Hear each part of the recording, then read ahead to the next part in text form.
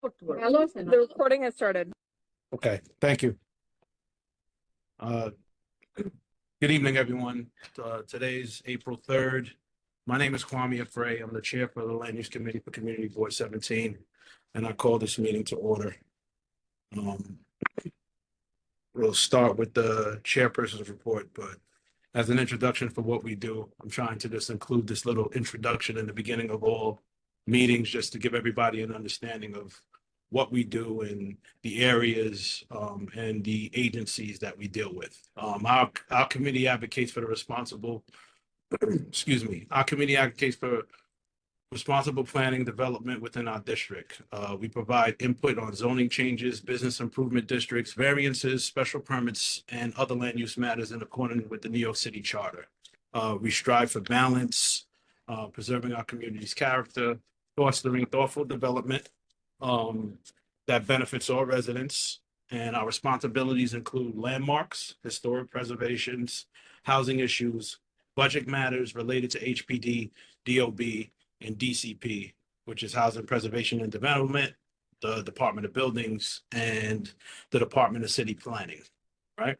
I'll lean into the report, which I try to do also is to keep us in tune with what's happening locally.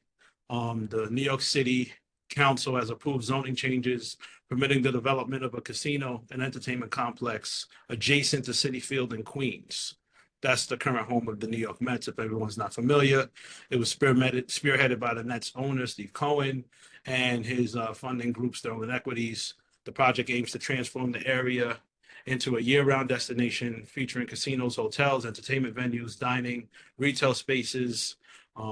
It emphasizes on potential economic benefits, including job creation, infrastructure upgrades, and community investment. That's the idea of expanding. As you know, facilities like that are sports venues that are catered to baseball teams aren't year-round use. When the team travels, it's not really used like that. And I guess it's an idea of bringing what happens to more utilized facilities like Madison Square Garden and the Barclays Center to a venue like Citi Fields.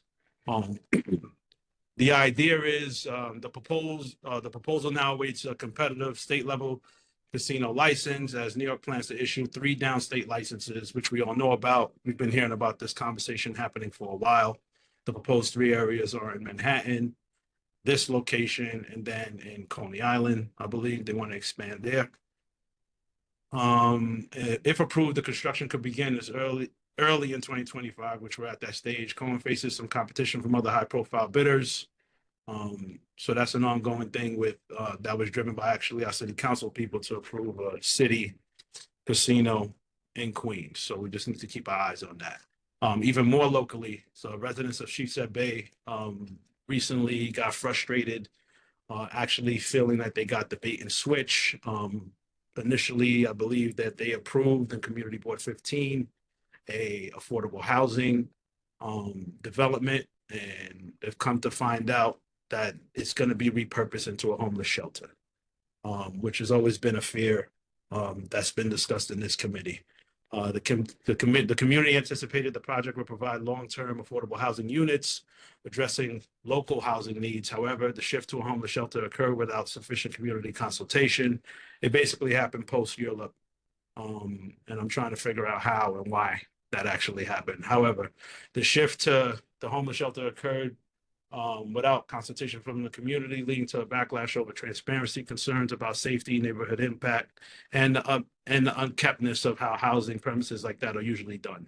Officials are trying to justify the change as urgent housing need, the same language that we're in a housing crisis, but the residents argued that there was a lack of communication, trust, and et cetera, right? That's our next door neighbors that happened to. So we need to pay attention to what's happening around us to be prepared for what may be potentially happening to us. This afternoon, I did receive I believe we sent the notice of receival for a new zoning text amendment that's going to be proposed citywide, and it's going to be specifically for parcel delivery facilities. I didn't get a chance to distribute it to everybody.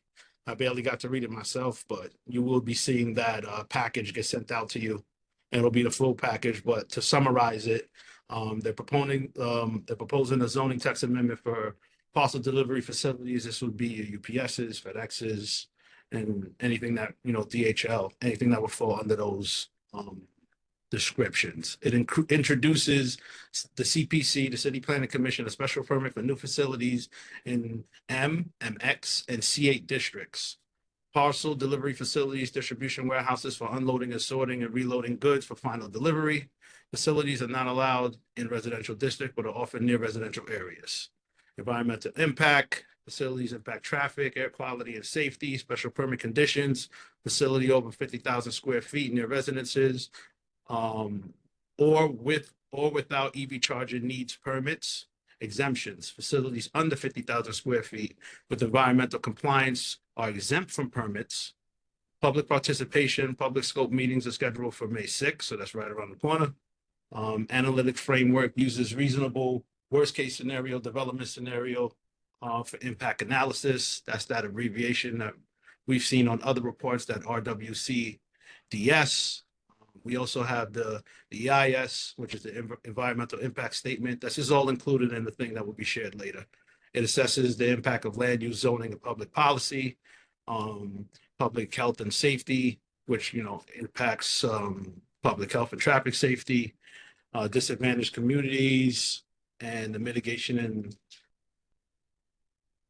and alternative actions. That's what it's saying. I'm not sure why it's saying that. But yes, there's a new proposal for a zoning text amendment that we received this afternoon. I think around like 2 o'clock or 1:30. We'll get that out so that we can discuss that further and more thoroughly during our next meeting. Really shouldn't be before that. I'll try to see what we could do about that. And lastly, on March 29th, I attended a walkthrough at Discosto Karting, the business that has been the main topic of discussion for the last few months. The business is located on 1481 Troy Avenue. At the facility, the attendees were our district manager, Cherie Frazier, our committee member, George Tate, some local residents from actually Community Board 18, Councilmember Farrah Lewis, Daniel Aradia, who's usually on our calls, Assembly Member Monique Water Channelman, and Melania, the engineering representative from DeCosto, were the people that were present at this walkthrough. The highlight of the walkthrough, we discussed the facility's operations, step-by-step explanation on how the current operations happen, including what they actually process, the 3 types of materials that they actually process on site, where and how high the building will be for the construction and demolition activities, which is the proposed building that they're trying to enclose. That's the operation of their business that they're trying to enclose, and details about the height and where and how that operation will happen, how it happens now, and how it intends to be performed after, or should they get this permit to build this facility. They gave us locations for where the sound attention walls would be and their heights. We also discussed the project timelines as usual, it was 6 months, and some stakeholders actually gave some additional suggestions to pave more of the area to limit dust pollution. And our representatives at this time are asking for updated sound and air quality testing to ensure compliance, because it seems like some of the testing data may have been in the past. We also discussed what got them to this point. Why did it take so long for it to be addressed? The hiccups and hurdles that they, as a business, dealt with, and subsequently as a state, what made them have to restart the process. This was all discussed on the walkthrough, very informative. Very happy to see people there. There is another walkthrough that's scheduled for April 12th.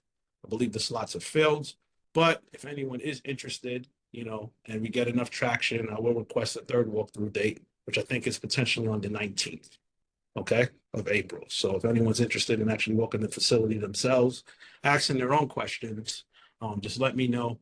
And if we can gather a group of enough members, we will schedule additional dates to have that discussion. All right. And finally, our co-chair, who's not in tonight, she's actually on vacation, has been doing some outreach. She attended community board meetings for both 9 and 14. She got to meet and speak to those land use chairs for them, but for each community board, and we actually schedule, or we'll be scheduling monthly meetings so that we could collaborate and share information. Like I've always stated, it's always best to know what's happening around you to prepare for what may potentially come. At this time, that ends my report. Are there any questions? If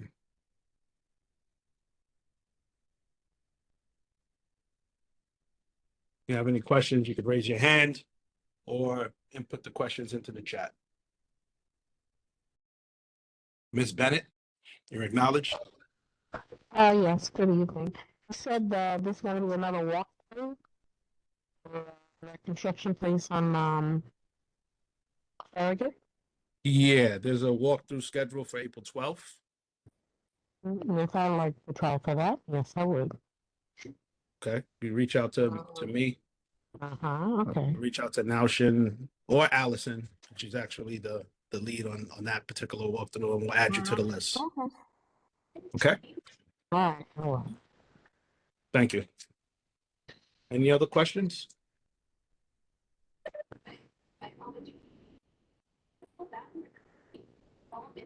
I can't really hear. Any other questions?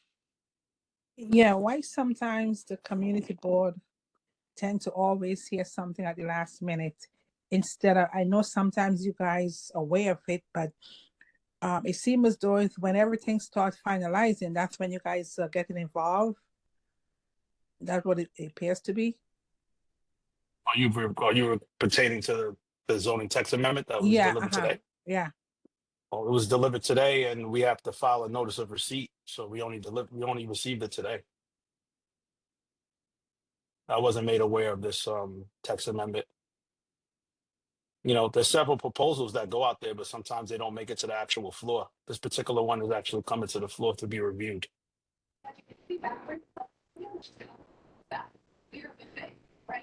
Yeah, that would have been my question also. Why is it they always give it to us last?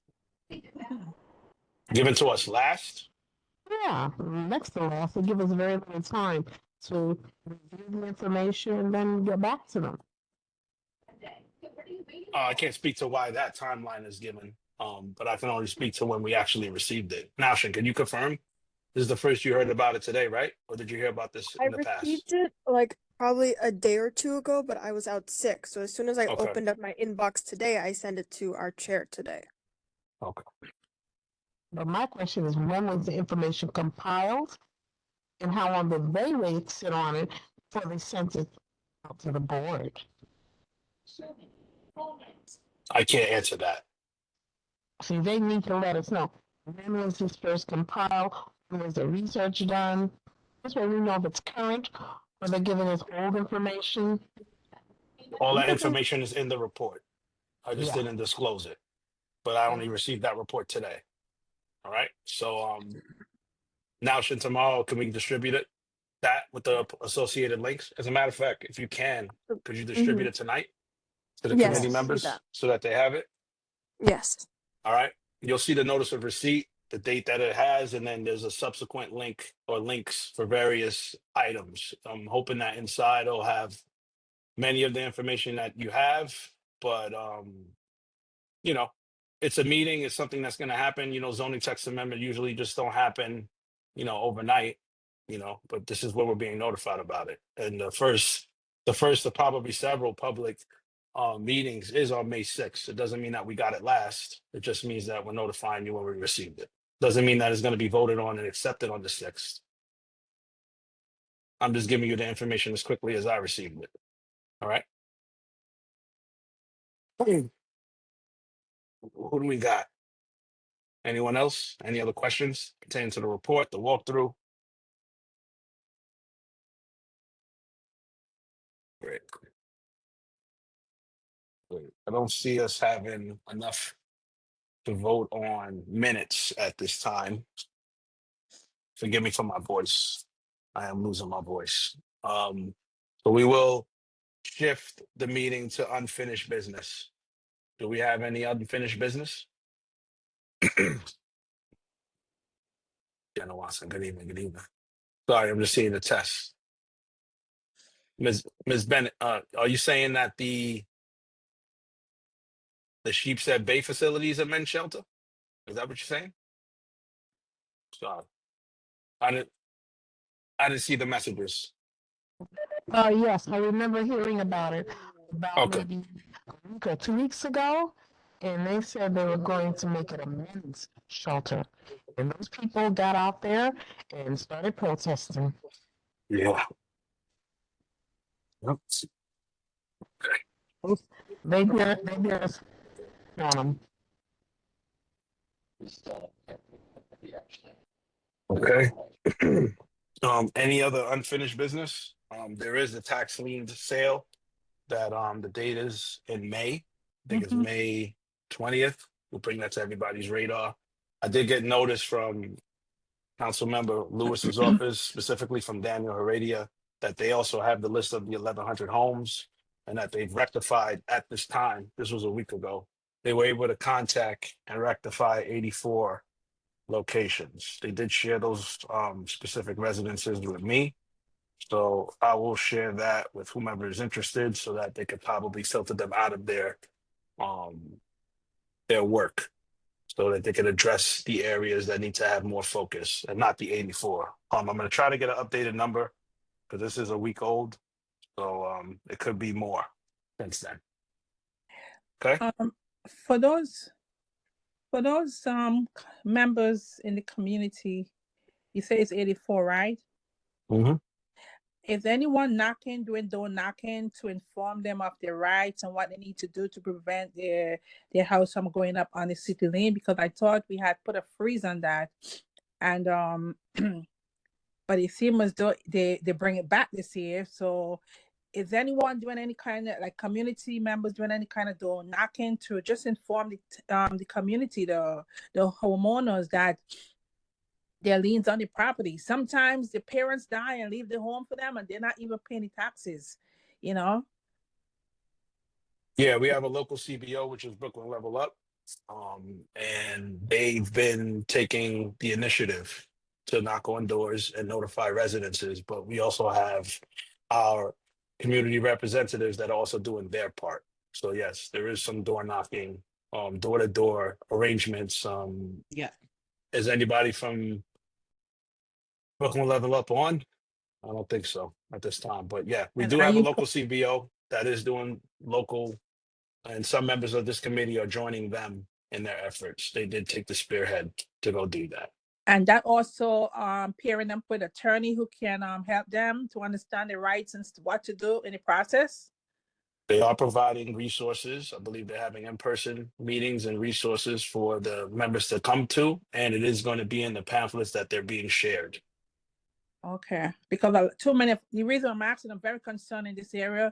Too many of our people losing their property for just, I don't know, just I a understand the penny dollar. concerns.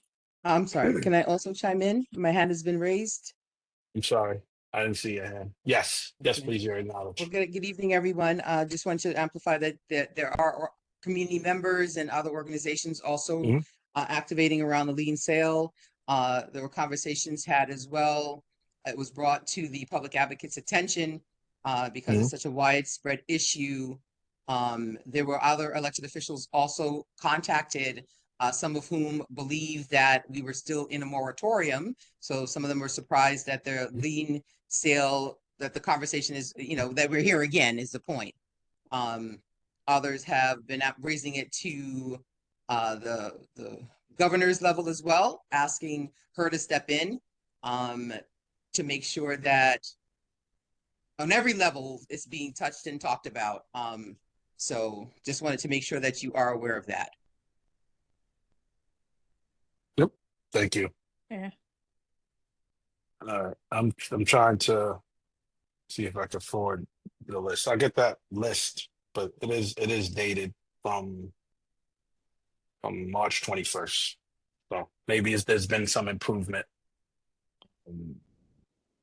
Ms. Martinez did discuss contact plans in detail. Yeah, they're facilitating and currently doing scheduled dates. I don't have the flyer in front of me now, but they did have some Saturdays listed and some dates listed for community members to come and actually speak to get consultations, and then they're actually doing door to door. Neither one of the members that were spearheading that on the call, but I'll acknowledge Hazel Martinez. Hi, this is Allison Martinez. Hi. Good evening, everyone. We are, this weekend, we're actually going to do door knocking sorry, excuse me, I'm a little under the weather, but we're doing door knocking, meeting at 5522 Clarendon Road, at East 56 in Clarendon at 10 a.m. And then we'll fan out to the 90s. But if there are other areas that people are interested in walking that are closer to where they happen to live, they can reach out to me. And we have like walking routes for our entire area. So you can call my number at 917-680-6964, or you can email info@bklvlup.org. And we can set you up. You do like a light training in advance so that you know most of the interactions are really flyering.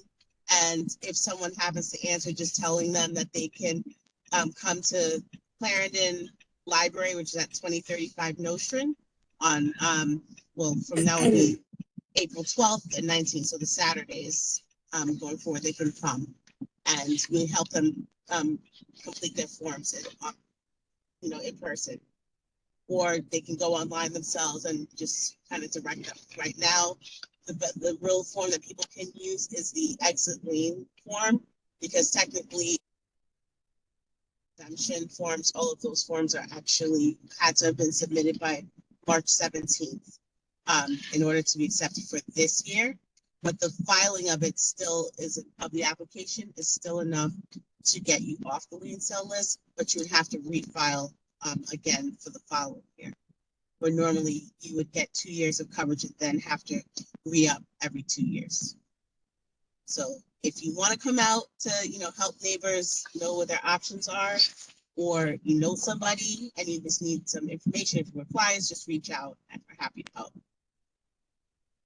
I do actively partake in that because I'm part of East New York Community Land Trust. So we do a lot of those, and we find that Yes. a lot of tenants, it's been poor minority communities are struggling. Their parents died, they leave their home for them, and they don't pay the taxes. And because of that, they don't even know they have to continue to pay taxes. They thought the house is free, but and they end up losing the house, a penny on the dollar, to people who don't even deserve it.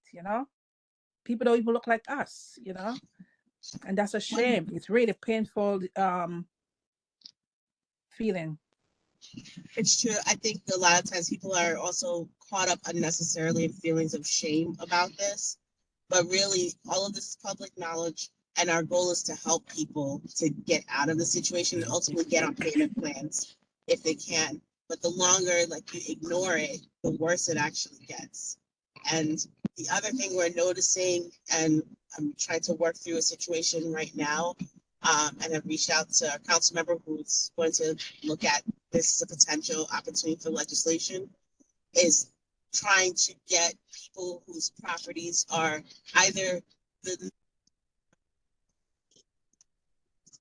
Breaking up, Allison.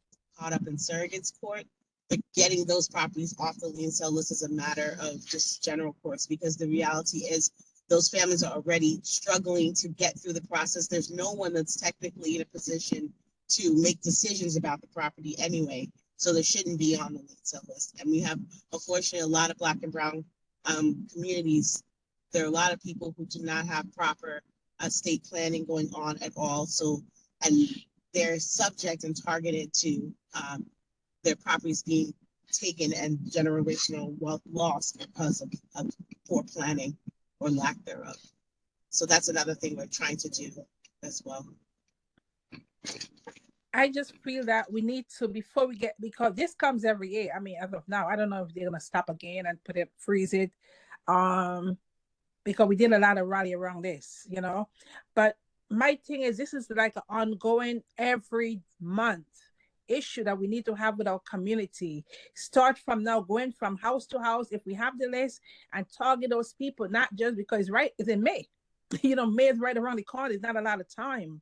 And so we need to have this ongoing conversation with the community, and don't wait until, you know, when it's like no way out, you know, where they really, their back is against the wall and they really can't do much. You don't have a lot of time for some of them. So I think this is something we really need to kind of work on in terms of ongoing discussion with the community on this. And even in church, we need to go into the church and speak about these things. Yeah, we've been doing some outreach. They've been doing a great job of getting the message out. And I can speak to the multiple agencies that's been in contact with me and CBOs, even ones I haven't mentioned. Everyone is aware and everyone's individually doing their part to try to, you know, get boots on the ground. And the best case scenario is what happened the last time, is that the sale was canceled. So everybody's leaning and hoping towards that, but we're not treating it, or the organizations are not treating it like that's going to be the ultimate end game. They're ultimately trying to resolve these situations, trying to get communication out to the people that can get help. You know, some people can't, and some people are hard to get in contact with, which is why they're on the list to begin with. But there will be resources both here and elsewhere to address this issue. And if anybody else gets any additional information, feel free to share with me, and I'll share it with the community as best I can. All right. Cool. Sorry, just reading the text in the chat. Excuse me. Any other unfinished business? Seeing none. New business? Do we have new business?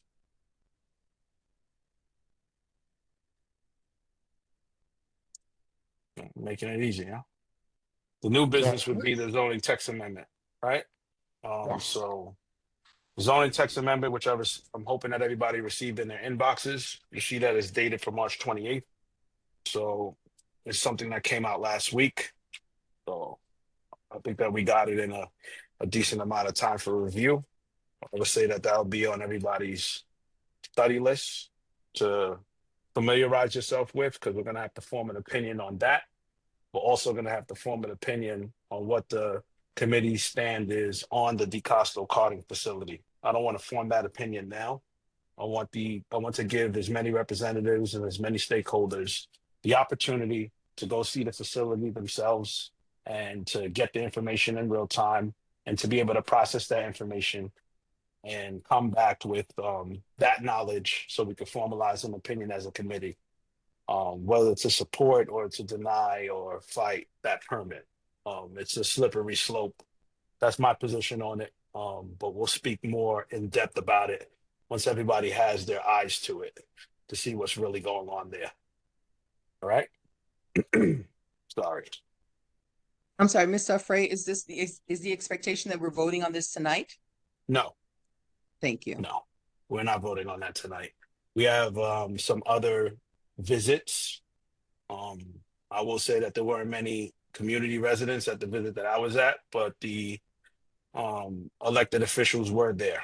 I would like for the community residents to see it, you know, have discussions among themselves. We'll probably come back next month and have a formal overview and then ultimately vote in opposition on how we feel about the matter.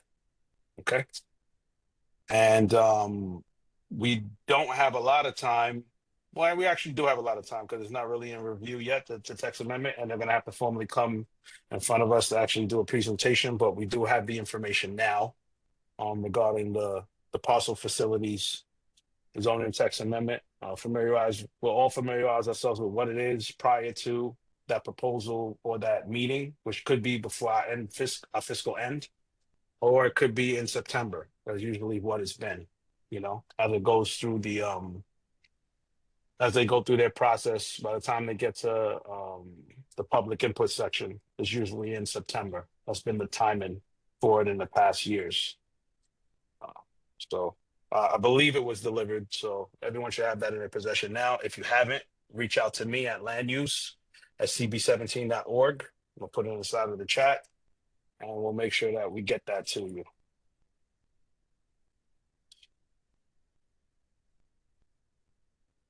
Sorry. And is there any other new business?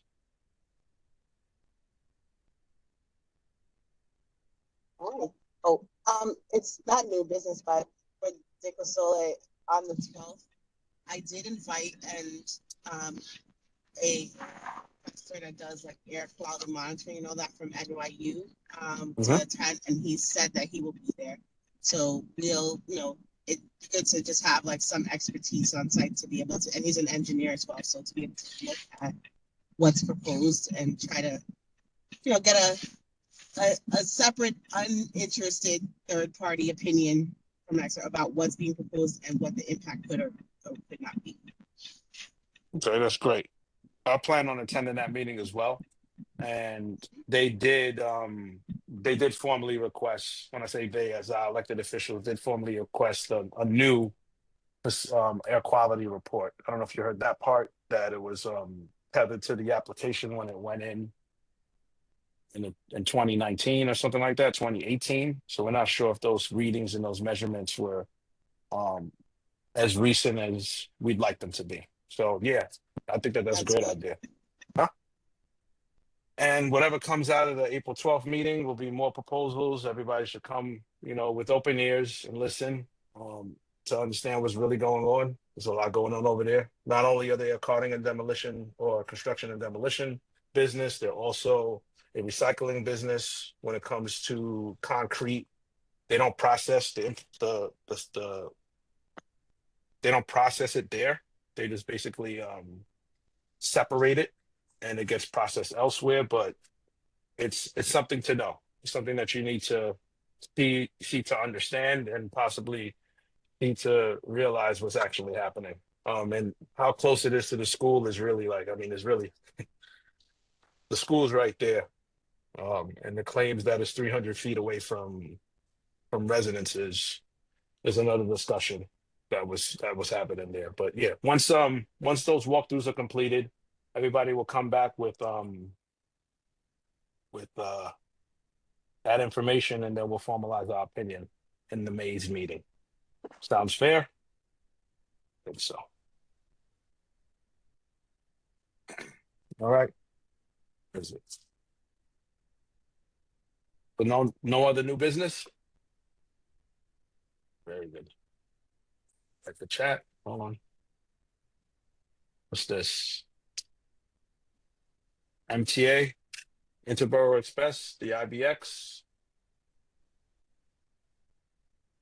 Open house discussions. We missed that one. Thursday, March 27th. The open house discussion actually happening today. Today, I think it just right finished. Now, yeah. Today, 6 to 8 p.m. At South Shore. South Shore, yeah. And then the next one would be at is it Maimonides? Am I reading it right? Hold on. No, Yes, the next one would be at Maimonides on the 22nd, I believe. Yeah, on the 22nd. Let me copy this. Hold on. This is all. I can give a little bit of a report back, because that's where my mother and I were at the IBX. Right now? Oh yeah, sorry. Yeah, help us out. we just came back from it. Okay. So currently, they basically just gave an overview of where they are. The environmental review study hasn't been done yet at all, even though they had, thought that would have been in process or near completion at this point. That hasn't happened.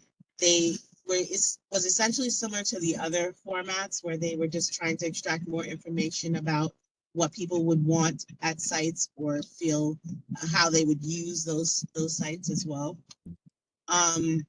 They also gave more of like a history of how the overpasses and all of that, the existing railway, has been used in the past. And so there's still a lot more discussion to go forward. but they're now in the phase of getting an engineer to come up with some preliminary design. So there's an RFP that will be going out for that. So they have funding for that, but they don't have like funding for anything else EIS. going further. Correct. They have funding for design, but nothing for the impact statement and all that other stuff. Correct. Well, kind of, they would kind of need a design in order to be able to measure the impact statement properly. So maybe it is in the right sequence, because you can't really measure. I mean, you can initially measure, but I guess you got to have something to measure it against or to measure it to. So maybe it is in the right stage. But all right, great. So it's One more or thing, less what has though, been. Okay, good. yeah, pretty much. But one thing to think about is currently the plans that they have for the stations. They're very, I will say, lacking in imagination. They're about 300 square feet. The one at Utica, they said, would basically be like staircases up to the platform and an elevator. Mhm. So that's not really, in line with some of the discussions we've had in the community about how the space could be potentially used. So they are willing to have more conversation, but I think that's really going to require like a community push for the different stations to have more than just the bare bones of what's possible here. So we have to do some more thinking around that. That's what I'm saying. Thank you. We also need to also take into consideration with the new City of Yes planning, what happens at that Utica station and what it could trigger, right? There's things that actual station and the zoning in the area is not allowed now, but the transit orientated zoning affects that. And they actually could tumble Correct. into a couple of other areas where that entire corridor could be transformed into something that doesn't look anything like it looks now. Correct. So we have to. I would say that Brook Level Up just finished with doing another student studio with Columbia GSAP students to think about what a complete development could be like, including the IBX, but also thinking about housing and some other like commercial corridor usage. So there are opportunities for us to start to like get what the numbers look like, which is what we did, like getting like a deal book started about what's potential opportunities could be for the community around like a real developments and variances and ULURP around that space. More can be done. Yeah, it's not really a housing rich area at all. So that's going to be interesting, Okay. So we have the IBX, which is an ongoing discussion for everybody who's not familiar with the IBX. Is a light rail yard that's going to be traveling through the let's just call it the two fare zones, more or less, through the city, is utilizing the light rail system that's under Brooklyn College, I think, is actually under the Target Mall, and it travels through there. One proposed stop is Flatbush Avenue, Brooklyn College, I think. And the other one in our neighborhood will be at the Utica Avenue. Is it Foster? I'm pretty sure it's Foster. No, like Farragut, close to Kings Highway. It's Farragut. Yeah, it's Farragut, where the car wash was, right? Like in that area. It's gonna be the other side where Brocky is. Okay. And then there's also Remsen. So it's three stations in our area. 3 stations. I'm sure it's right else. Also Remsen. Okay. So 3 proposed stations for the light rail track, and it's supposed to be able to connect you to the subways from the areas that are usually 2 fare zones, with the exception of Flatbush Avenue, Brooklyn College. But that will probably be one of the main transit hubs. Next time I'll have a map just to reflect what that looks like. But it's ongoing. They're moving forward with it. It seems like there's a lot of energy behind it. But like I stated, we just went through a process of city planning, pushing through a plan, and I feel like the initial thought of what that rail looks like and how we conceptualized it is not going to be totally that anymore. It's going to be much bigger than that, because what it introduces is a whole set of zoning laws that can trigger and basically introduce a ton of development and building. alongside the rail yard. So 300 square feet could open up potentially millions of square feet of housing and various other things. We'll discuss that as it gets closer, and anybody who wants to be more familiar with that, I did promise that I would send out the package for the cumulative city of yes that includes all of the 4 parts. I didn't forget. I will get that out and get that out to you, so you have that as a reference. And closing, is there any other new business? Let me check.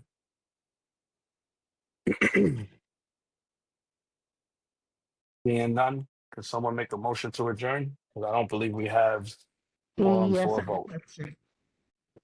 I Have a second the question. motion. I have a question. Question, go ahead. Disregard. Sorry. What I wanted to find out is about that building they put up in the Rogers and Church and the other buildings in the area they're erecting on Rogers. The Rogers and Church, 2700 Church Avenue. Mm-hmm. 2700 Church Avenue is actually built, and right, it's a commercial mixed use, has office space on the first level with apartments above it, right? And the reason that that's familiar is actually I learned at the meeting that that was a potential location for our new community board office. So it's actually in my notes. Yeah, it's actually in my notes. It actually says Adele Bennett, 2700 Church Avenue, because I knew you would ask. So, so yeah, that location, it's not finalized or anything, but it was a proposed location for the new location for our community board office. That would be where the Rio's roti shop used to be in the past for Flatbushians that have been around long enough to know. And as far as the other development, it seems like it's more or less the same, more of the same. Commercial mixed use. Is it the same developer? Hmm? Is it the same developer? I didn't see that. I didn't see that it would be the same developer.